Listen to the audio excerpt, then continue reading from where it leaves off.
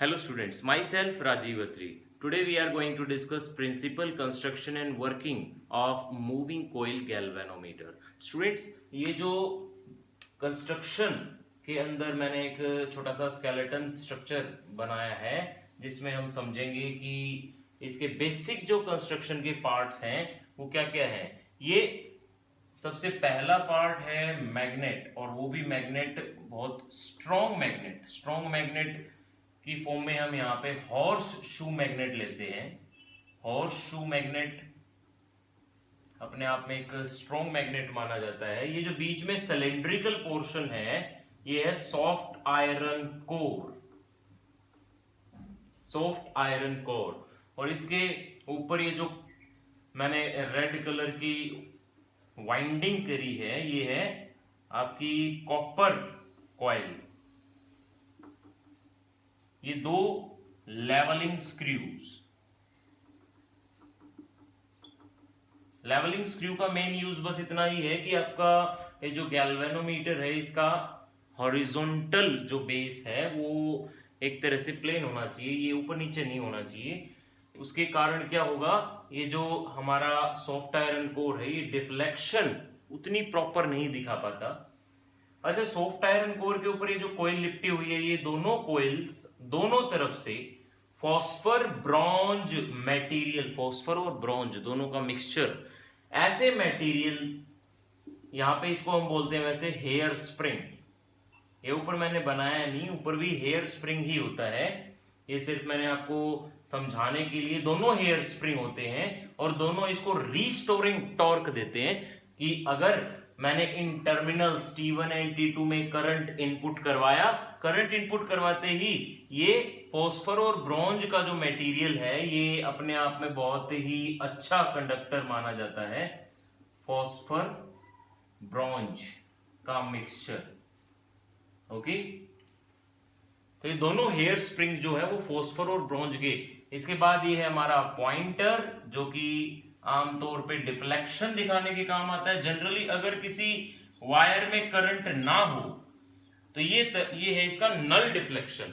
But अगर किसी wire में करंट है, मान लो इस डायरेक्शन में है, तो गैल्वेनोमीटर का डिफ्लेक्शन ये हो जाएगा। अगर इस डायरेक्शन में है तो गैल्वेनोमीटर का डिफ्लेक्शन ऐसा हो जाएगा। Means to say that galvanometer is a device that just used to detect the direction of current, not used for measure the current. Okay, so galvanometer के बारे में सबसे फर्स्ट जो हम इंट्रो लिखेंगे वो यही लिखेंगे, galvanometer is a device that used to detect the current. Okay, किसी भी वायर में करंट की डायरेक्शन डिटेक्ट करने के लिए गैल्वेनोमीटर का यूज किया जाता है। और ये जो हमने कोयल लगाई है, मैंने आपको एक डेरिवेशन करवाया था, नहीं अगर आपने किया तो प्लेलिस्ट में जाके देखें, torque acting on a rectangular coil. मैंने वो डेरिवेशन करवाते टाइम भी आपको समझाया था कि वो डेरिवेशन हमारे गैल्वेनोमीटर का प्रिंसिपल है। सो यहां पे हम समझेंगे वो काम कैसे करेगा। इसका जो हमारे गैल्वेनोमीटर का प्रिंसिपल है वो ये है कि जैसे ही मैं इन टर्मिनल से करंट को इनपुट करूंगा क्या होगा, फॉस्फर और ब्रॉन्ज ये जो मटेरियल है ये बेस्ट कंडक्टर, बहुत सेंसिटिव कंडक्टर माना जाता है, और करंट छोटे से छोटा करंट को भी गेन करने के काम आता है। अगर जो अच्छा कंडक्टर है तो ऑब्वियसली छोटे से छोटे कंडक्टर को, करंट को भी रेजिस्ट नहीं करेगा। ओके, सो वो जैसे ही करंट इनपुट करेगा तो कोयल के अंदर करंट आएगा, एंड कोयल पहले से ही कैसी मैग्नेटिक फील्ड के अंदर है, रेडियल मैग्नेटिक फील्ड के अंदर।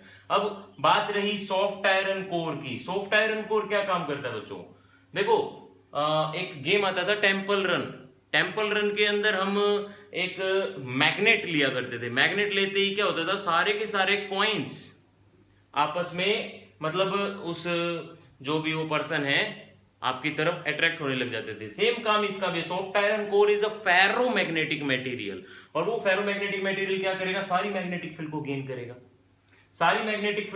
करेगा। तो मैग्नेटिक फील्ड हमारे कोयल के अंदर से गुजरेगी। मेन काम सॉफ्ट आयरन कोर का है कि इस कोयल के अंदर से मैक्सिमम मैग्नेटिक फील्ड गुजारना। हॉर्सशू मैग्नेट का जो ये कॉनकेव एंड है, ये कॉनकेव एंड क्या करेगा, रेडियल मैग्नेटिक फील्ड गुजारेगा। रेडियल मैग्नेटिक फील्ड का क्या मतलब है स्टूडेंट्स, ये देखो अगर मैं इसका अपर व्यू आपको समझाऊं तो ये तो है आपके दोनों north pole and south pole जो एक कर्वेचर के थ्रू मैग्नेटिक फील्ड प्रोवाइड कर रहे हैं। मतलब हर एक एंड पे आपकी जो कॉइल है, जो सिलेंड्रिकल सॉफ्ट आयरन कोर पे लिपटी हुई है, हर एंड पे ये कहीं पे भी चली जाए कॉइल, इसके ऊपर कोई ना कोई कंपोनेंट ऐसा जरूर रहा होगा मैग्नेटिक फील्ड का जो परपेंडिकुलर गिरे, और वो परपेंडिकुलर मैग्नेटिक फील्ड क्या देगा, maximum torque. Maximum torque, torque is what, b i n a sine theta. मैंने आपको एक्सप्रेशन इसका डिराइव करवाया हुआ है, जिस भी स्टूडेंट ने नहीं किया वो मेरी प्लेलिस्ट के अंदर जाके सर्च करें, torque experience on a rectangular coil in external magnetic field. So students यहां पे देखो थीटा अगर हमने 90 डिग्री कर दिया तो अपने आप टॉर्क कितना हो जाएगा, maximum torque, and maximum torque is BINA। ये मैक्सिमम टॉर्क ही हमें गेन करना है, और ये मैक्सिमम टॉर्क गेन करने के लिए दो चीजें कंपलसरी, एक तो रेडियल मैग्नेटिक फील्ड और दूसरा soft iron core. Because soft iron core क्या करेगी, मैग्नेटिक फील्ड अंदर से एंटर करवाएगी, सारी मैग्नेटिक फील्ड कोइल के अंदर से कंपल्सरीली जाएगी। एंड रेडियल मैग्नेटिक फील्ड क्या करेगी, थीटा 90 एंड साइन 90 होते ही अपने आप में +1 वैल्यू आएगी। As you know sine has the values from -1 to +1। ये मैक्सिमम वैल्यू लेने के लिए रेडियल मैग्नेटिक फील्ड का यूज किया जाता है। सो ये सारी वर्किंग समझने के बाद अब आपको प्रिंसिपल समझ में आ रहा होगा कि प्रिंसिपल क्या है। अगर जैसे ही मैं इस कोइल के ऊपर करंट अप्लाई करवाऊंगा टर्मिनल्स के थ्रू, तो वो करंट को क्या करेगा, करंट को गेन करते ही टॉर्क देगा। वो टॉर्क डायरेक्टली डिपेंड है, डायरेक्टली कनेक्टेड है पॉइंटर से। जैसे ही ये रोटेट होगा वैसे ही पॉइंटर भी डिफ्लेक्शन दिखाएगा, और वो पॉइंटर का डिफ्लेक्शन बाद में करंट रिमूव करने के बाद ओरिजिनल पोजीशन पे लाने का काम है हमारे हेयर स्प्रिंग का। हेयर स्प्रिंग जो कि फॉस्फर एंड ब्रॉन्ज के बने हैं, जो कि आमतौर पे बहुत कंडक्टिंग भी होते हैं और जो रिस्टोरिंग टॉर्क भी देने के लिए प्रेजेंट रहते हैं। So principle is what, principle is it based on principle that a current carrying rectangular coil feels torque। जो करंट कैरिंग रेक्टेंगुलर कॉइल है वो टॉर्क एक्सपीरियंस करेगी, and that torque is given by b i n a sine theta.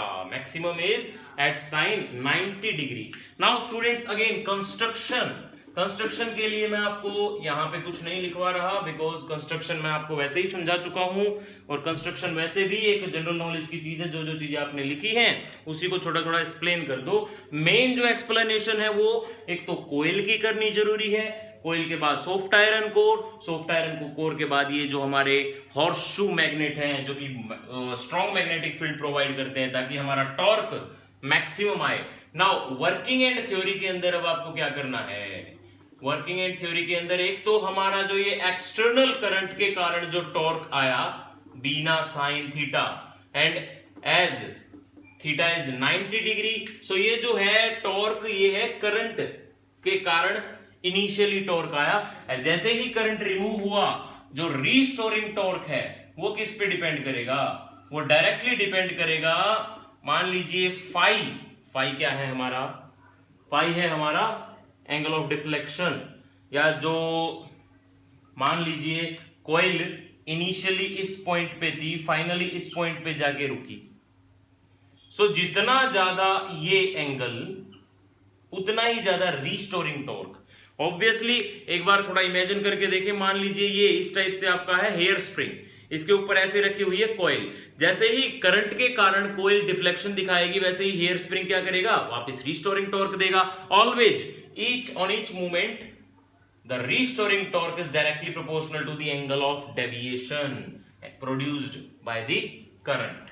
So restoring torque directly proportional का sign remove होने के बाद as you know spring constant, okay, and ये जो रिस्टोरिंग टॉर्क है, जैसा कि अभी अभी आपने समझा, जितना ज्यादा गैल्वेनोमीटर की कोइल का डिफ्लेक्शन उतना ज्यादा रिस्टोरिंग टॉर्क। मींस इन दोनों का बराबर होना कंपलसरी है, और अगर दोनों का बराबर होना कंपलसरी है तो अब आप एक गैल्वेनोमीटर के टर्म के बारे में पढ़ेंगे, ऑन इक्वेटिंग पाथ।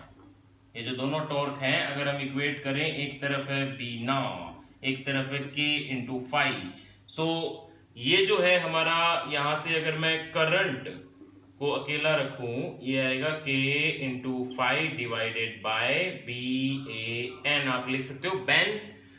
एंड ये जो k इज कांस्टेंट, ये सारी चीज कांस्टेंट फॉर ए गैल्वेनोमीटर। सो इन सबको रिमूव करने के बाद गैल्वेनोमीटर के लिए एक कांस्टेंट तैयार किया जाता है, जिसको आप गैल्वेनोमीटर का फिगर ऑफ मेरिट कह सकते हो, गैल्वेनोमीटर कांस्टेंट कह सकते हो, इसी को फिगर ऑफ मेरिट भी बोला जाता है। ओके, आपको कई जगह पे क्वेश्चन अगर लिखा मिले what is figure of merit, आप क्या कहोगे, G is equal to I divided by 5 current divided by deflection produced by that current. Okay, so ये है गैल्वेनोमीटर की complete principle, construction and working. मैं नेक्स्ट क्लास में, नेक्स्ट वीडियो में मैं आपको ये बताऊंगा कि गैल्वेनोमीटर की सेंसिटिविटी किस चीज पे डिपेंड करती है। एंड गैल्वेनोमीटर में भी दो तरह की सेंसिटिविटी होती है, एक तो करंट सेंसिटिविटी, एक वोल्टेज सेंसिटिविटी। अब करंट सेंसिटिविटी, ये दो तरह की जो सेंसिटिविटी है, इन्हीं के बेसिस पे मैं आपको सिखाऊंगा कि गैल्वेनोमीटर को करंट मेजर करने के लिए भी आप यूज कर सकते हो, और गैल्वेनोमीटर को आप पोटेंशियल डिफरेंस मेजर करने के लिए भी यूज कर सकते हो। मींस हमारे टॉपिक्स हैं galvanometer as an ammeter and galvanometer as an voltmeter. So next class में हम ये सारे टॉपिक्स कंप्लीट करेंगे, और इसी के साथ हमारा ये जो magnetic effect of current chapter है वो भी कंप्लीट हो जाएगा। सो स्टूडेंट्स, इस टॉपिक में अगर कोई भी आपका डाउट रहा हो तो कमेंट सेक्शन में जरूर डालें, एंड नेक्स्ट टॉपिक के लिए थोड़ा सा वेट करें, और सब्सक्राइब नहीं किया है तो सब्सक्राइब कर लें। Thank you for your precious time.